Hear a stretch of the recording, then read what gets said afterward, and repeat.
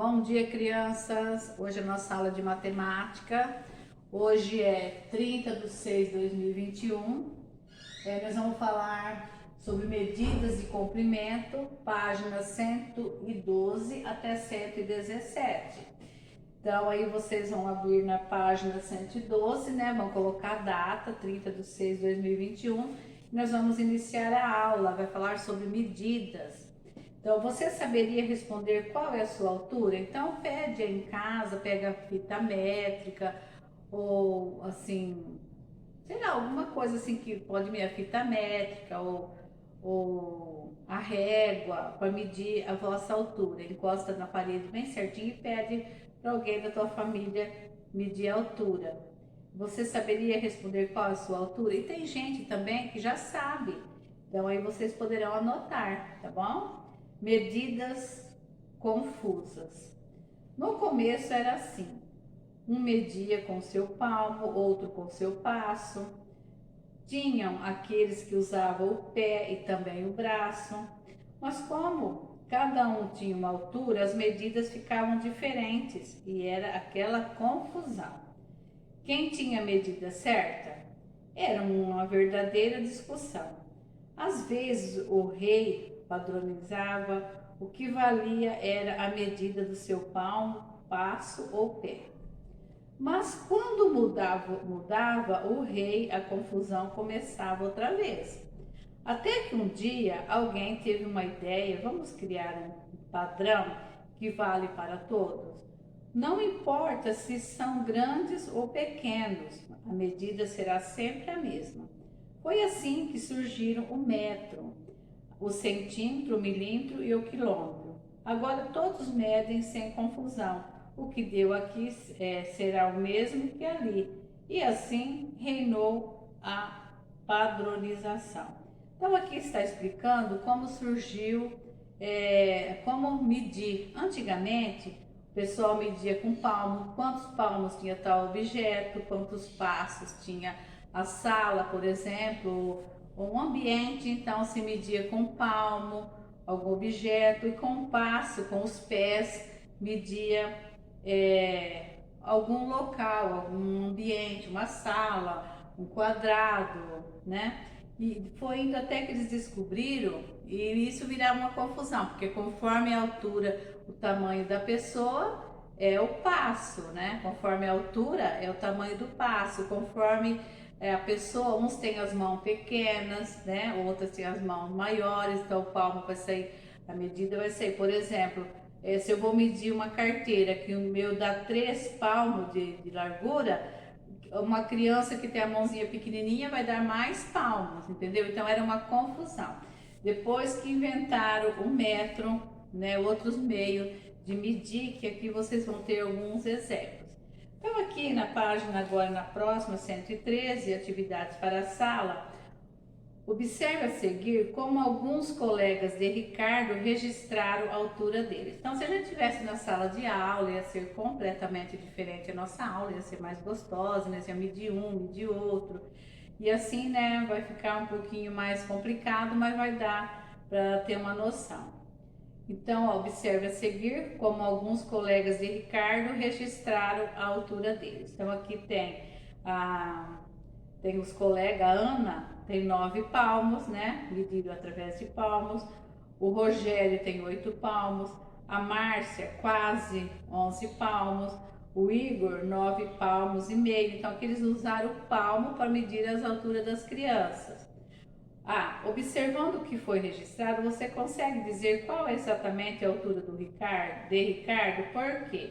Tem como a gente medir exatamente? Se eu for medir o Ricardo com meu palmo, vai ter menos palmo, porque minha mão é maior. Se uma criança for medir com a mãozinha menor, vai ter mais palmos. Então não tem como a gente descobrir a altura exata. Fica assim, aproximadamente, né? Exata não tem como. Então, isso aqui é uma resposta pessoal. Por quê? Então, foi o que eu expliquei. A B. Com base nas informações registradas pelos colegas de Ricardo, você saberia dizer qual deles possui o maior palmo e qual deles possui o menor palmo? Tenha como a gente saber? Então, cada um mediu o seu, então Por exemplo, aqui, quem que tem o maior palmo? Observando o que está escrito na lousa, o maior palmo é a Márcia, né? Quase 11 palmos. E o menor? O menor a gente, então vocês vão observar, é uma resposta pessoal, vocês vão observar e vocês vão colocar aproximadamente. Aqui na próxima página, a 114, a 2, veja a seguir a medida em centímetros dos palmos de Márcia e Rogério. Então aqui vai medir agora o tamanho do palmo de Márcia, vou utilizar o barbante, né? O palmo de Márcia mede 13 centímetros, então ela colocou o barbante, aqui está mostrando, esticou bem o palmo, depois fez uma marquinha no barbante, pegou a régua e mediu depois o tamanho da marquinha para lá, né? Que está mostrando certinho. O palmo de Márcia mede 13 centímetros, então com a régua sim dá certinho, exatamente. Então o palmo de Márcia mediu 13 centímetros. E aqui de Rogério, quanto mediu? Eles utilizaram barbante, né? Ele mediu o palmo dele. O palmo de Rogério mede aproximadamente 17 centímetros. Então ele utilizou uma régua. Vocês vão observar, né, que conforme o tamanho da mão, né, é o tamanho do palmo. Marque no caderno o tamanho de seu palmo e meça-o com uma régua.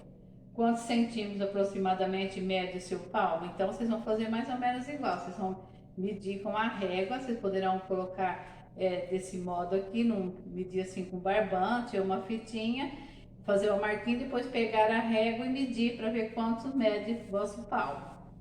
Passando para a próxima, 115, a terceira, utilizando o palmo e depois uma régua, meça o comprimento, a largura e a altura de sua carteira. Depois aproxime e anote as medidas nos locais indicados abaixo. Então aí na nossa casa não tem carteiras, teríamos que estar na sala de aula, mas vocês poderão medir alguma mesinha aí parecido com a carteira, tá? Vocês poderão fazer. Agora, compare as medidas que você encontrou com as de um colega que tenha feito a medição na carteira dele, né? Então é meio complicado porque vocês estão em casa. Em qual dos casos as medidas estão mais próximas, usando o palmo ou a régua? O que vocês acham? É usando a régua, porque o palmo a gente vai aproximar, não tem uma medida exata. Então, utilizando a régua é bem mais fácil de se medir, né? Por que você acha que isso ocorreu? O que vocês acham? Que a régua é um instrumento, né, de medida com escala, tudo padronizado, a gente sabe, tá marcado centímetros, milímetros, então é bem mais fácil a gente medir o comprimento, a altura de algum objeto. Assim, passando para a próxima, 116, atividade em grupo. Também não tem como vocês fazerem, né? Infelizmente, vocês estão em casa, então vocês vão fazer um X. Não tem como vocês fazerem essa atividade. Então vocês vão fazer um X na 116, que é atividade em grupo, não tem como. Passando para a próxima, a 117, atividade para casa. Utilize uma régua e meça o comprimento do palmo de 8 pessoas.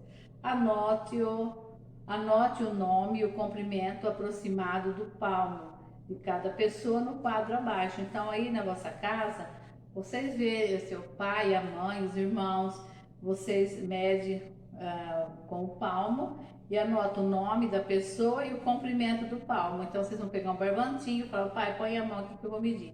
Então você coloca o nome do pai, quantos centímetros mede o palmo, da mãe, do irmãozinho, da avó, daqueles que vocês acharem mais próximo de vocês, tá bom? Depois, observando o quadro, responda as questões. Quem tem o maior palmo? Aí depois que vocês preencheram o quadro, né, com o nome das pessoas aí, se tiver algum amiguinho aí perto, aí vocês vão, relacionado ao que vocês anotaram em cima, vocês vão responder a A, B e a C, ó. Quem tem maior palmo? Quanto mede esse palmo? Então, por exemplo, medir o palmo do pai. o pai se chama João.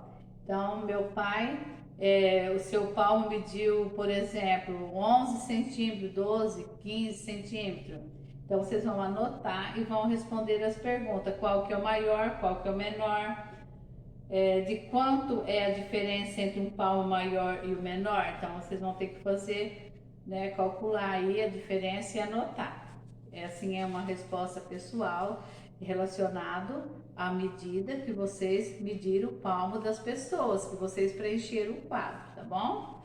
Então, por hoje a aula terminou. Espero que vocês tenham compreendido. Vocês poderão entrar em contato comigo para tirar dúvida.